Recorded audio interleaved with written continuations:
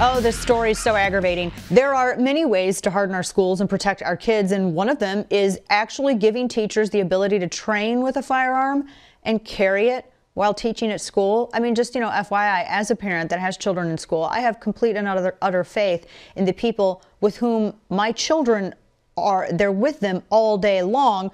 I have faith in these individuals, and I have faith in these individuals' ability to protect my children's lives. If I didn't, my children would not be around them. Now, teachers being able to voluntarily, if they want, and if they want to train and get their background check in that would be the last best line of defense. And I really want to emphasize last best line of defense, because any area should have multiple layers. And if you have some sort of catastrophic event where layer after layer after layer after layer after layer fails, well, then that is your last layer. It's not like teachers are running around the schools firing at, targets that may not even be targets. Stop. That's so much propaganda and misinformation. Now, right now, at least 466 school districts across the country have adopted policies to allow educators, if they so choose, we're not forcing them to go down and fill out a 4473, to carry a firearm while teaching. And yet, while this common sense policy is being increasingly implemented quietly, actually, across America, New York has decided nope, they're going to go in the total opposite direction.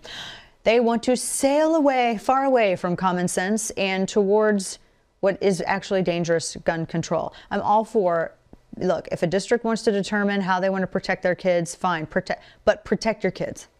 The New York legislature, which is now controlled by, has been by Democrats, and there's some good ones out there, people like Joe Manchin and others.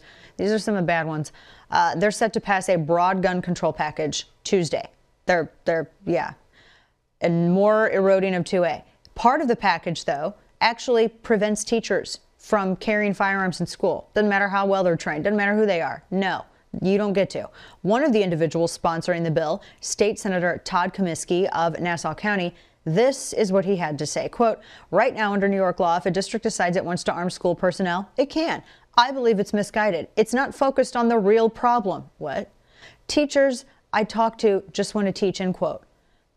Well, I don't know if he's actually talking to all the teachers. That seems pretty anecdotal. However, there are a lot of teachers who've said that they do want to carry. And in fact, there was an undercover story by another publication that was done that showed hundreds of school districts across the country were silently actually arming staff who voluntarily chose to do so. Because I know personally, you want some more anecdotal to go after that anecdote.